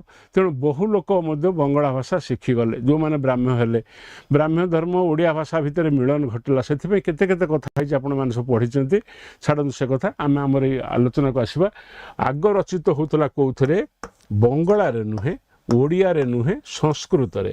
ଏ ଯେଉଁ 4ଟି ଅପସନ୍ ଦେଇଛି ବ୍ରଜବୋଲି, ସଂସ୍କୃତ, ଓଡ଼ିଆ, ବଙ୍ଗଳା। ପ୍ରଶ୍ନ ହେଲା ପ୍ରଥମେ କେଉଁ ଭାଷାରେ ପଦାବଳୀ ମାନ ରଚିତ ହୋଇଥିଲା? ସଂସ୍କୃତରେ ହେଇଥିଲା। ଏବଂ ପରବର୍ତ୍ତୀ ପର୍ଯ୍ୟାୟରେ ହେଲା ବିଭିନ୍ନ ପ୍ରାନ୍ତୀୟ ଭାଷା, ଆଞ୍ଚଳିକ ଭାଷାରେ ହେଲା। ପୁଣି ବିଭିନ୍ନ ଆଞ୍ଚଳିକ ଭାଷାର ସମନ୍ୱୟରେ ଯେଉଁ ବ୍ରଜବୋଲି ଭାଷାଟା ସୃଷ୍ଟି ହେଲା, ସେଥିରେ ତାର ପୁଷ୍କଳ ସେ କାବ୍ୟ ସବୁ ରଚିତ ହେଲା। ସେ କାବ୍ୟ ସଂଖ୍ୟା ଅତ୍ୟଧିକ, କାବ୍ୟ ତ ନୁହଁ, ଭୁଲ କହିଲି, ସେ ପଦାବଳୀ ଯେଉଁ ସଂଖ୍ୟା ସେଥିରେ ମଧ୍ୟ ରଚିତ ହେଲା ବ୍ରଜବୋଲି ଭାଷାରେ। ତା ପରବର୍ତ୍ତୀ ଦେଖିବା କେଉଁ ସଂସ୍କୃତ କାବ୍ୟରେ ଜୟଦେବ ପ୍ରଥମେ ପଦାବଳୀ ଶବ୍ଦ ପ୍ରୟୋଗ କରିଥିଲେ? ଆମେ ଆଲୋଚନା କରିଛେ ଗୀତ ଗୋବିନ୍ଦ, ସଙ୍ଗୀତ ପୟୋଧି, ସଙ୍ଗୀତ ସାଗର, ଗୀତ କଲ୍ଲୋଳ। ଗୀତ କଲ୍ଲୋଳ ହେଉଛି ଅପସନ୍ ଡି, ଆକୁ ମୁଁ କାଟି ଦେଉଛି। ସଙ୍ଗୀତ ସାଗରକୁ ମୁଁ କାଟି ଦେଉଛି, ସଙ୍ଗୀତ ପୟୋଧିକୁ କାଟି ଦେଉଛି। ଗୀତ ଗୋବିନ୍ଦ, ଜୟଦେବଙ୍କର ପ୍ରସିଦ୍ଧ ସୃଷ୍ଟି ହେଉଛି ଗୀତ ଗୋବିନ୍ଦ। ଗୀତ ଗୋବିନ୍ଦରେ ସେ ପଦାବଳୀ ଶବ୍ଦକୁ ପ୍ରୟୋଗ କରିଛନ୍ତି। ମୈଥିଳୀ କବି ବିଦ୍ୟାପତି ଓ ବଙ୍ଗୀୟ କବି ଚଣ୍ଡୀଦାସ ଜୟଦେବଙ୍କୁ ଅନୁସରଣ କରି କେଉଁ ଭାଷାରେ ପଦାବଳୀ ମାନ ରଚନା କଲେ? ଆଚ୍ଛା, ଏଇ ମୈଥିଳୀ କବି ବିଦ୍ୟାପତି ଆଉ ବଙ୍ଗୀୟ କବି ଚଣ୍ଡୀଦାସ ମଧ୍ୟ ବୈଷ୍ଣବ ଧର୍ମରେ ଦୀକ୍ଷିତ ହୋଇଥିଲେ, ବିଶିଷ୍ଟ କବି ମଧ୍ୟ। ଏବଂ ମୈଥିଳୀ କବି ହେଉଛନ୍ତି ବିଦ୍ୟାପତି। ଏମାନେ କାହାକୁ ଅନୁସରଣ କଲେ? ନା ଜୟଦେବଙ୍କୁ ଅନୁସରଣ କଲେ। ଜୟଦେବଙ୍କର ପ୍ରସିଦ୍ଧ ସୃଷ୍ଟି ହେଉଛି କ'ଣ? ଗୀତ ଗୋବିନ୍ଦ। ତାକୁ ଅନୁସରଣ କରି ସେମାନେ କେଉଁ ଭାଷାରେ ପଦାବଳୀ ମାନ ରଚନା କଲେ? ଗୋଟେ ହେଉଛି ମୈଥିଳୀ, ନୁହଁ ମୈଥିଳୀ, ଏଠି ହିନ୍ଦୀ ଭାଷା, ବ୍ରଜବୋଲି ଭାଷା, ବ୍ରଜ କେଇଲି ନୁହଁ, ବ୍ରଜବୋଲି ଭାଷା ଆଉ ମାଗଧୀ ଭାଷା, ଆକୁ କାଟିଦେବା। ମାଗଧୀ ଭାଷାକୁ ଉଠେଇଦେବା, ତାପରେ ମୈଥିଳୀକି ଉଠେଇଦେବା, ହିନ୍ଦୀ ଭାଷାକୁ କାଟିଦେବା। ସେଇ ଯେଉଁ ଭାଷାଟି ହେଲା ସେଟା ହେଲା ବ୍ରଜବୋଲି ଭାଷା। ବ୍ରଜବୋଲି ଭାଷା ସମ୍ପର୍କରେ ମୁଁ ତ ଆପଣମାନଙ୍କୁ ଆଗରୁ ସୂଚନା ଦେଇଛି, ଏକ କୃତ୍ରିମ ଭାଷା। ସେଇ ଭାଷାରେ ମଧ୍ୟ ଆଗେଇ ଆସିଲେ ପଦାବଳୀ ରଚନା କରିବାକୁ ଜୟଦେବଙ୍କୁ ଅନୁସରଣ କରି। କିଏ ଆସିଲେ? ନା ମୈଥିଳୀ କବି ବିଦ୍ୟାପତି ଆଉ ବଙ୍ଗୀୟ କବି ଚଣ୍ଡୀଦାସ। ପଦାବଳୀ ସାହିତ୍ୟର ବିକାଶ କ୍ରମରେ ଓଡ଼ିଶାରେ କେଉଁମାନେ ବ୍ରଜବୋଲି ଭାଷାରେ ପଦାବଳୀ ରଚନା କଲେ? ଆଚ୍ଛା, କେଉଁମାନେ? ସେଇ ଯେଉଁ ପରମ୍ପରା ଆସିଲା, ପଦାବଳୀ ସାହିତ୍ୟର ଯେଉଁ ବିକାଶ କ୍ରମ ହେଲା, ଯେଉଁ ଗ୍ରାଜୁଆଲ୍ ଡେଭଲପମେଣ୍ଟ ହେଲା, କାହାର ହେଲା? ନା ପଦାବଳୀ ସାହିତ୍ୟର। ବୈଷ୍ଣବ ଧର୍ମ ପ୍ରଚାରିତ ହୋଇଗଲା, ବଙ୍ଗଳାକୁ ଗଲା, ନବଦ୍ୱୀପ ବଙ୍ଗଳାରୁ ଚୈତନ୍ୟ ଆସିଥିଲେ, ସେଠି ପ୍ରଚାରିତ ହେଲା, ଓଡ଼ିଶାରେ ପ୍ରଚାରିତ ହେଲା, ଓଡ଼ିଶାର ରାଜଧର୍ମ ହେଲା। ପ୍ରତାପ ରୁଦ୍ରଦେବ ତାକୁ ଗ୍ରହଣ କଲେ ଏବଂ ଐତିହାସିକମାନେ କହିଲେ ଯେ ଚୈତନ୍ୟଙ୍କ ପ୍ରଚାରିତ ରାଗାନୁରାଗ ପ୍ରେମ ଭକ୍ତିକୁ ଧାରଣ କରିଥିବାରୁ ଓଡ଼ିଶାରେ ସବୁଆଡ଼େ ଯେଉଁ ବିଶିଷ୍ଟ ପାଇକମାନେ ଥିଲେ, ଯେତେବେଳେ ରାଜା ଯେତେବେଳେ ମୃଦଙ୍ଗ ବଜାଇ ନାଚୁଛନ୍ତି ଏବଂ ଚୈତନ୍ୟଙ୍କୁ ସମର୍ଥିତ କରୁଛନ୍ତି ଏବଂ ସମଗ୍ର ଓଡ଼ିଶାରେ ଚୈତନ୍ୟଙ୍କ ଧର୍ମ ପ୍ରଚାରିତ ହୋଇଯାଉଛି ବା ଚୈତନ୍ୟଙ୍କ ପ୍ରଚାରିତ ରାଗାନୁରାଗ ଭକ୍ତିର ଉଜ୍ଜ୍ୱଳ ପ୍ରଭାବ ହେଉଛି, ସେତେବେଳେ କ'ଣ ହେଲା? ନା ଓଡ଼ିଶାର ଯେଉଁ ସାମରିକ ଶକ୍ତି ସେ ଟିକେ ଶିଥିଳ ହୋଇଗଲା। ହେବା କଥା, ବ୍ୟକ୍ତିଗତ ଅନ୍ୱେଷା, ଧର୍ମୀୟ ଭାବ ଇଏ ଗୋଟେ ଅଲଗା କଥା, କିନ୍ତୁ ଏହା ଯଦି ରାଜଧର୍ମ ହେଇଯାଏ ତାହେଲେ କ'ଣ ହେବ? ନା ସାମରିକ ଶକ୍ତି ଉପରେ ଆର ପ୍ରଭାବ ପଡ଼ିବ, ପ୍ରଶାସନ ଉପରେ ପ୍ରଭାବ ପଡ଼ିବ ବୋଲି ଐତିହାସିକମାନେ ଏକଥା କହିଛନ୍ତି ଯେ ଯଦି ପ୍ରତାପ ରୁଦ୍ରଦେବ ପ୍ରକୃତରେ ଚୈତନ୍ୟ ପ୍ରଚାରିତ ରାଗାନୁରାଗ ପ୍ରେମ ଭକ୍ତିକୁ ଗ୍ରହଣ କରିବାକୁ ରାଷ୍ଟ୍ର ଧର୍ମ ନ କରିଥାନ୍ତେ ତାହେଲେ ହୁଏତ ପ୍ରତାପ ରୁଦ୍ରଦେବ ଏତେ ଯୁଦ୍ଧରେ ହାରିନଥାନ୍ତେ, ଯେଉଁ କଥା କି ଇତିହାସରେ ଏକ ବିବାଦମାନ ବିଷୟ ହେଇକି ରହିଛି। ଦଳ ଲୋକ ଆକୁ ସମର୍ଥନ କରୁଥିଲା ବେଳେ ଆଉ ଲୋକ ସମର୍ଥନ କରୁନାହାନ୍ତି। ସେମାନେ କହୁଛନ୍ତି ଦୁର୍ଭାଗ୍ୟରୁ ହଉ ବା ସୌଭାଗ୍ୟରୁ ହଉ ପ୍ରତାପ ରୁଦ୍ରଦେବ ଯେତେ ଯୁଦ୍ଧର ସମ୍ମୁଖୀନ ହୋଇଛନ୍ତି ଅନ୍ୟ କୌଣସି ଗଜପତି ସେତେ ଯୁଦ୍ଧର ସମ୍ମୁଖୀନ ହୋଇନାହାନ୍ତି। ଏସବୁ ସାହିତ୍ୟର ଆଲୋଚନା, ଇତିହାସର ଆଲୋଚନା, ସାହିତ୍ୟକୁ ଆଲୋଚନା କରୁ କରୁ ଇତିହାସ ସହିତ ମିଶ୍ରିତ କରିଦେଇ ପଢ଼େଇ ଦେଲେ ଆପଣମାନଙ୍କର ଗୋଟେ ଧାରଣା ଆସିଯିବ। ଦେଖନ୍ତୁ ସେ ପ୍ରଶ୍ନ ପଚାରିଲା ପଦାବଳୀ ସାହିତ୍ୟର ବିକାଶ କ୍ରମରେ ଓଡ଼ିଶାର କେଉଁମାନେ ବ୍ରଜ ବୋଲି ଭାଷାରେ ପଦାବଳୀମାନ ରଚନା କରିଛନ୍ତି? ବଳରାମ ଦାସ, ଜଗନ୍ନାଥ ଦାସ, ଅଚ୍ୟୁତାନନ୍ଦ ଦାସ, ଉପେନ୍ଦ୍ର ଭଞ୍ଜ, ଧନଞ୍ଜୟ ଭଞ୍ଜ, ଦୀନକୃଷ୍ଣ ଦାସ, ଅର୍ଜୁନ ଦାସ, ଦେବଦୁର୍ଲଭ ଦାସ, ବିଷ୍ଣୁ ଦାସ। ଏ ପ୍ରାକୃତିକ ସାହିତ୍ୟ। এই ବଳରାମ ଦାସ ପଞ୍ଚସଖା ସାହିତ୍ୟ, ବଳରାମ ଦାସ, ଜଗନ୍ନାଥ ଦାସ, ଅଚ୍ୟୁତାନନ୍ଦ ଦାସ ଇଏ ନୁହନ୍ତି। ଉପେନ୍ଦ୍ର ଭଞ୍ଜ ଚଉତିଶା ଲେଖିଛନ୍ତି, ପୋଇ ଲେଖିଛନ୍ତି, ଇଏ ନୁହନ୍ତି। ଉପେନ୍ଦ୍ର ଭଞ୍ଜ ତାଙ୍କ ଜେଜ ଧନଞ୍ଜୟ ଭଞ୍ଜ, ଦୀନକୃଷ୍ଣ ଦାସ ଏମାନେ ନୁହନ୍ତି। କିମ୍ବା ପ୍ରାକୃତି ଯୁଗର ସାହିତ୍ୟର ଯେଉଁ ସ୍ରଷ୍ଟାମାନେ ଅର୍ଜୁନ ଦାସ, ଦେବଦୁର୍ଲଭ ଦାସ, ବିଷ୍ଣୁ ଦାସ ଏମାନେ ନୁହନ୍ତି। ରାୟ ରାମାନନ୍ଦ, ମାଧବୀ ଦାସ ଆଉ କହ୍ନାଇ ଖୁଣ୍ଟିଆ ୟାଙ୍କୁ ମନେ ରଖିଥାନ୍ତୁ ଆପଣମାନେ। ରାୟ ରାମାନନ୍ଦ ଥିଲେ ଜଣେ ବିଶିଷ୍ଟ ପ୍ରଶାସକ। ଇତିହାସ ପଢ଼ିବେ, ଓଡ଼ିଶାର ଇତିହାସ ପଢ଼ିବେ, ଗଜପତି ସାମ୍ରାଜ୍ୟର ପତନ କଥା ପଢ଼ିବେ, ପ୍ରଭାତ ମୁଖାର୍ଜୀଙ୍କର ଗଜପତି କିଙ୍ଗସ୍ ଅଫ୍ ଓଡ଼ିଶା ପୁସ୍ତକ ପଢ଼ିବେ। ପଢ଼ିଲେ ଆପଣ ଦେଖିବେ ରାୟ ରାମାନନ୍ଦ ଥିଲେ ପ୍ରଶାସକ ପ୍ରତାପ ରୁଦ୍ରଙ୍କ ସମୟରେ।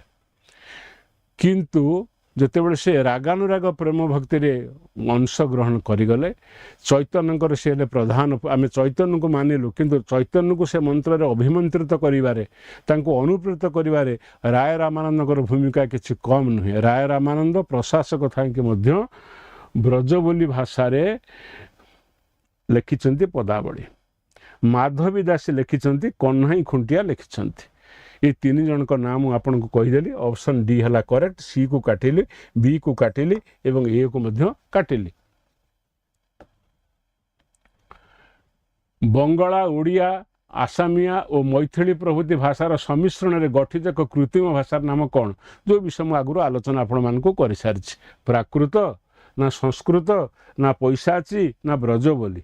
ସେ କହୁଛି ବଙ୍ଗଳା, ଓଡ଼ିଆ, ଆସାମିଆ ଓ ମୈଥିଳୀ। ଦେଖ ଏ ଚାରିଟା ଭାଷା। ବଙ୍ଗଳା ଭାଷାର କିଛି ଶବ୍ଦ ଉଚ୍ଚାରଣ, ଓଡ଼ିଆ ଭାଷା, ଆସାମିଆ ଭାଷା, ମୈଥିଳୀ ଭାଷା ମିଶିକି ଗୋଟେ ଖେଚୁଡ଼ି ଭାଷା ହେଲା, ତାକୁ କହନ୍ତି ବ୍ରଜ ବୋଲି ଭାଷା। ସେଇଥିରେ ମଧ୍ୟ ବିଭିନ୍ନ ପ୍ରଦେଶର ବା ବିଭିନ୍ନ ଅଞ୍ଚଳର ଯେଉଁମାନେ ସବୁ ଥିଲେ ସ୍ରଷ୍ଟା, ଯେଉଁମାନେ ରାଗାନୁରାଗ ପ୍ରେମ ଭକ୍ତିରେ ଦୀକ୍ଷିତ ହୋଇଥିଲେ ଏବଂ ସେମାନଙ୍କ ପାଖରେ କବିତ୍ୱ ଥିଲା, ଏକାଧାରରେ ସେମାନେ ବୈଷ୍ଣବ ଧର୍ମ ଗ୍ରହଣ କରିଥିଲେ ଏବଂ ବୈଷ୍ଣବୀୟ ଭାବନା ଦ୍ୱାରା ଅନୁପ୍ରେରିତ ହୋଇଥିଲେ, ସେମାନେ ସୃଷ୍ଟି କଲେ ବ୍ରଜ ବୋଲି ଭାଷାରେ ଅସଂଖ୍ୟ ପଦାବଳୀ। ଆମ ଓଡ଼ିଆରେ ସୃଷ୍ଟି କଲେ ରାୟ ରାମାନନ୍ଦ, ମାଧବୀ ଦାସ ଆଉ କହ୍ନାଇ ଖୁଣ୍ଟିଆ ବୋଲି ଆମେ ପୂର୍ବରେ ପଢ଼ିଲେ। ଏଠି କହୁଛି ସେଟା କେଉଁ ଭାଷା ହେଲା? ବଙ୍ଗଳା ଭାଷା ହେଲା। ବଙ୍ଗଳା, ଓଡ଼ିଆ, ଆସାମିଆ, ମୈଥିଳୀ ଭାଷା ମିଶିକି ଗୋଟେ ଭାଷା ହେଲା। ସେ ପ୍ରାକୃତ ହେଲା କି? ଅପସନ୍ ଏ ରେ ଅଛି ପ୍ରାକୃତ, ଅପସନ୍ ବି ରେ ଅଛି ସଂସ୍କୃତ, ଅପସନ୍ ସି ରେ ଅଛି ବ୍ରଜ ବୋଲି, ଅପସନ୍ ଡି ରେ ଅଛି ପୈଶାଚୀ। ଅପସନ୍ ଏ କୁ ମୁଁ କାଟିଦେଲି, ଅପସନ୍ ବି କି ମୁଁ କାଟିଦେଲି, ଅପସନ୍ ସି ହେଉଛି କରେକ୍ଟ, ଡି କୁ ମଧ୍ୟ କାଟିଦେଲି। ତାହେଲେ ଏ ବି ସି ଡି ଭିତରୁ ସି ହେଲା କରେକ୍ଟ, ଯେଉଁ ବିଷୟରେ ଆମେ ବାରମ୍ବାର 2-4 ଥର 5 ଥର ମଧ୍ୟ ଆମେ ଆଲୋଚନା କରି ବ୍ରଜ ବୋଲି ଭାଷାର ସ୍ୱତନ୍ତ୍ରତା କ'ଣ, ସେ କେମିତି ସୃଷ୍ଟି ହେଇଛି, ଏ ସମ୍ପର୍କରେ ଆପଣମାନଙ୍କ ପାଖରେ ଆମେ ପହଞ୍ଚି ସାରିଛୁ। ଆଚ୍ଛା, ତା ପରବର୍ତ୍ତୀ ପ୍ରଶ୍ନ ଦେଖିବା। ସପ୍ତମ ଶତାବ୍ଦୀରେ କେଉଁ ଆଳଙ୍କାରିକ ଆଚାର୍ଯ୍ୟ ପଦ ସମୂହ ଅର୍ଥରେ ପଦାବଳୀ ଶବ୍ଦର ପ୍ରୟୋଗ କରିଥିଲେ? କେଉଁ ଆଳଙ୍କାରିକ ଆଚାର୍ଯ୍ୟ ସପ୍ତମ ଶତାବ୍ଦୀ କଥା ଆପଣ ମନେ ପକାନ୍ତୁ। ଏକାଦଶ ଶତାବ୍ଦୀରେ, ଦ୍ୱାଦଶ ଶତାବ୍ଦୀରେ ଗୀତି ଗୋବିନ୍ଦ ରଚନା କରି ଜୟଦେବ ପଦାବଳୀ ଶବ୍ଦର ପ୍ରୟୋଗ କରିଥିବାର ଆମେ ଆଲୋଚନା କଲେ ଏବଂ ତାଙ୍କୁ ଅନୁସରଣ କରି ତାଙ୍କ ଦ୍ୱାରା ପ୍ରଭାବିତ ଅନୁପ୍ରେରିତ ହୋଇ ଚଣ୍ଡୀଦାସ ଏବଂ ବିଦ୍ୟାପତି, ବଙ୍ଗଳାରେ ଚଣ୍ଡୀଦାସ ଏବଂ ବିଦ୍ୟାପତି ହେଲେ ମୈଥିଳୀ ଭାଷାରେ, ଏମାନେ ବ୍ରଜ ବୋଲି ଭାଷାରେ ରଚନା କଲେ। କିନ୍ତୁ ପ୍ରଶ୍ନ ତା ନାହିଁ। प्रश्न आउरी टिके गहिरिया आउरी टिके भितर को जाई से कहूची सप्तम शताब्दीर क्यों आलंकारिक आचार्य पद समूह अर्थरे आलंकारिक आचार्य यहाँ गोटाए शब्द हम आलंकारिक आचार्य पद समूह अर्थरे पदावली शब्दर प्रयोग करते सप्तम शताब्दी गला बेलू आम से अलंकार जुग कथा जावा गुण रीति साहित्य कथा पढ़ा दंडी कथा पढ़ा बामन कथा पढ़ा ममट भरत बामन एमान सब जो मैंने आमर रस गुण रीति संपर्क में आलोचना कर प्राच्य व्याकरण श्रेष्ठ जो मान प्राच्य व्याकरण संपर्क में प्राच्यर तत्व संपर्क में आम दर्शन संपर्क में विशद व्याख्या देते से भीतर अच्छा दंडी बामन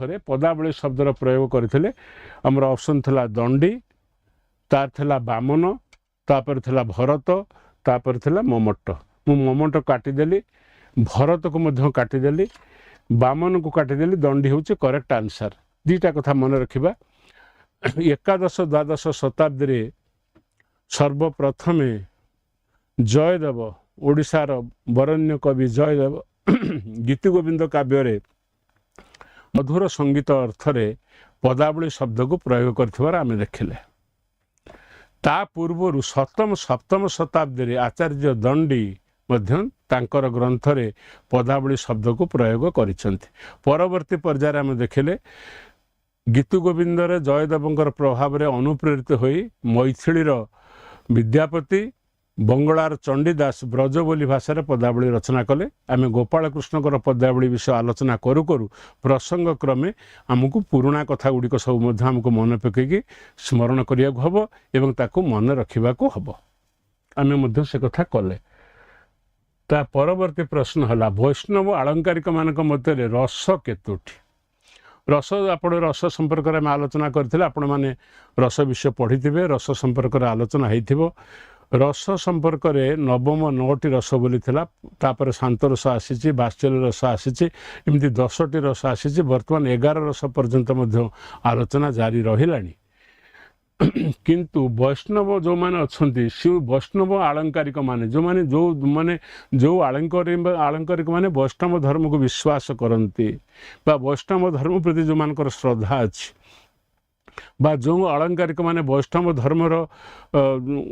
धर्मर पृष्ठपोषक बा ताकू ग्रहण करिसेंति सेमानक मतरे विशेष रस हास्य रस वीर रस एगुड़िक तांकर नाही तांकर होची रस होची 5टी ऑप्शन ए रे अछि 2 ऑप्शन बी रे अछि 3 ऑप्शन सी रे अछि 4 ऑप्शन डी रे अछि 5 मु ए टी को काटी देली ऑप्शन बी टी को मध्य काटी देली ऑप्शन सी टी को काटिदेली ऑप्शन डी आपको मुझे करेक्ट कली ये 5टी रस तांकर विशेष श्रृंगार रस मधुर रस बात्सल्य रस इत्यादि 5टी रस तांकर अच्छी 5टी रस को से मान्यता दियंती अन्य जे रस नाई से कथा नुहे से रस को घेनी ही बा से रस निष्पन्न हला भलिया काव्य कविता काव्य तो नुहे ये जो सब पदावली साहित्य चौपदी आपको सब रचना करती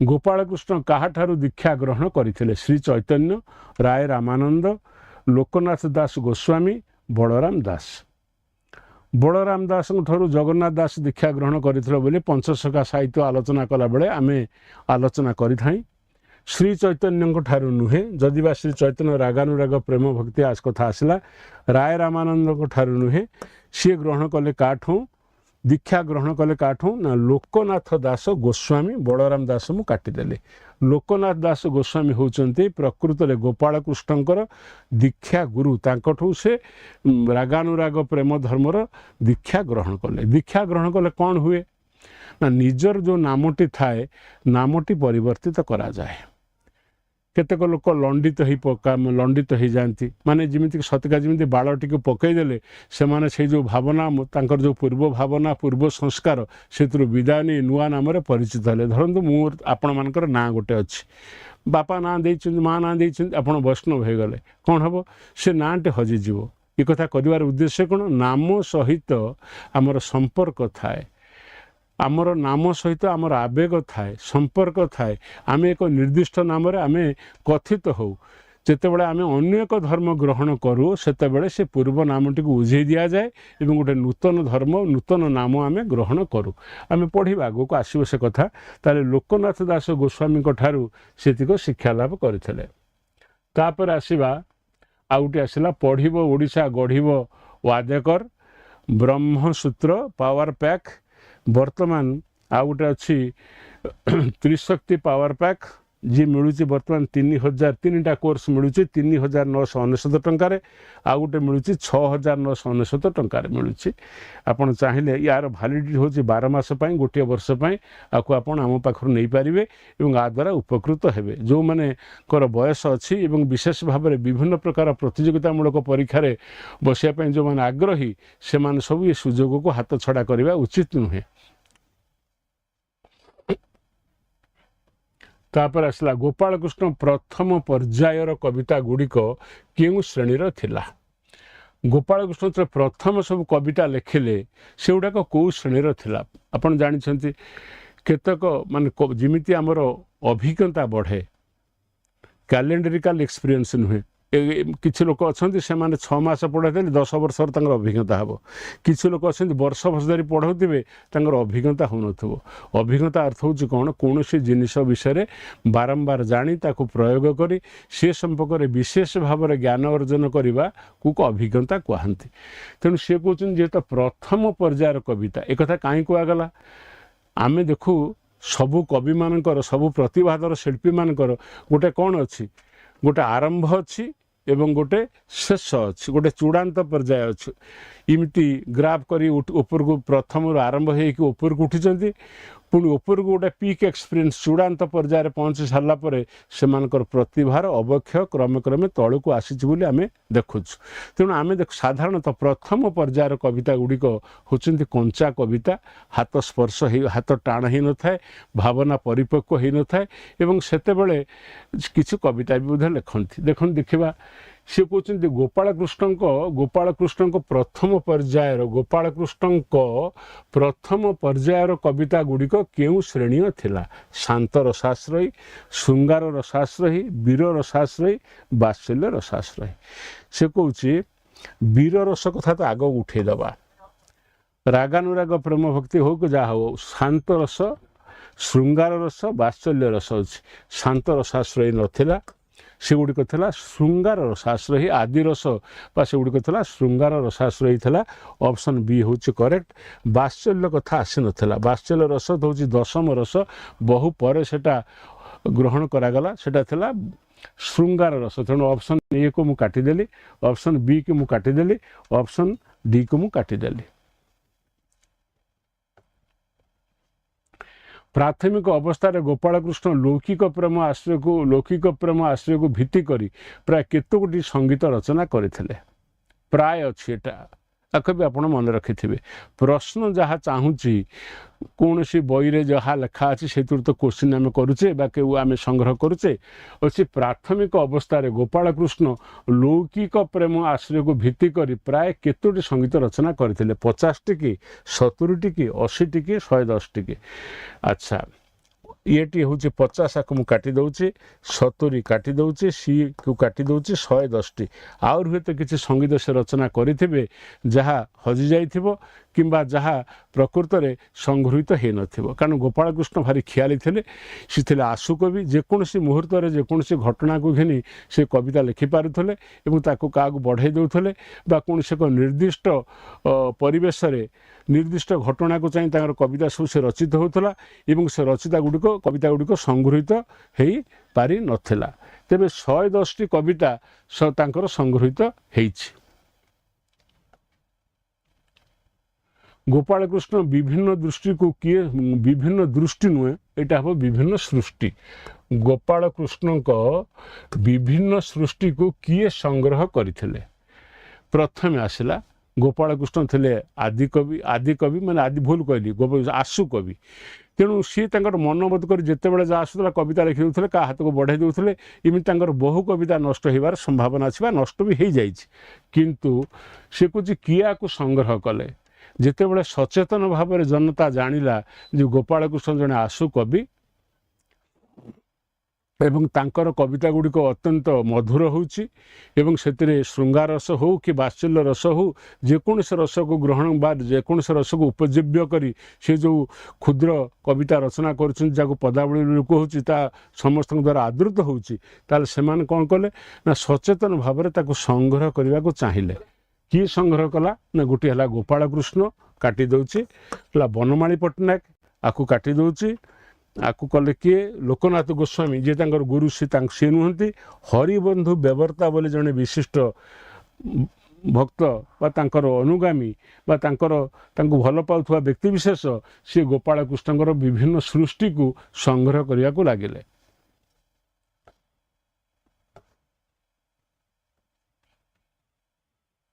गोपाल कृष्ण को किए कवि कलहंस और बसंत कोकिल उपाधि भूषित करथिले प्रताप रुद्र देव गजपति नारायण देव प्रताप रुद्र नारायण देव आ गोविंद वैष्णव दास चारिटा ऑप्शन अछि प्रताप रुद्र देव नुहंती गजपति नारायण देव नुहंती प्रताप रुद्र नारायण देव होछि करेक्ट आंसर एवं सीटा करेक्ट गोविंद वैष्णव दास नुहंती।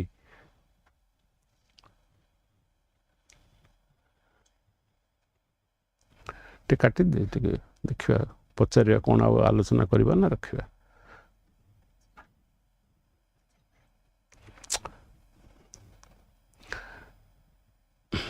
आज आम जहाँ आलोचना कले तापर आउ गोटे क्लास अच्छी एतिक समय पर्यंत आम आलोचना कले आउ जहाँ सब रहिला ताकू आम परवर्ती क्लास रे आलोचना करवा जदि आपणकर किसी आपण मानकर संदेह थाए ताले आमको पचारे आम तार उत्तर देदेबा एवं आलोचना करवा आमर उद्देश्य होची आको आम मोटामोटी भाव आपण मान जो मानकर पीजीटी अच्छी से पदावली साहित्य तो निश्चय अच्छी किंतु जो माने लेक्चर पढ़ुचंदी तांका संपर्क जो पदावली साहित्य अच्छी से आहरी टिके भाव विस्तृत भाव आलोचना आम करवा बा तांको संपर्क आलोचना करवा आमर पाठ पढ़ा आज आम एठी रखिबा।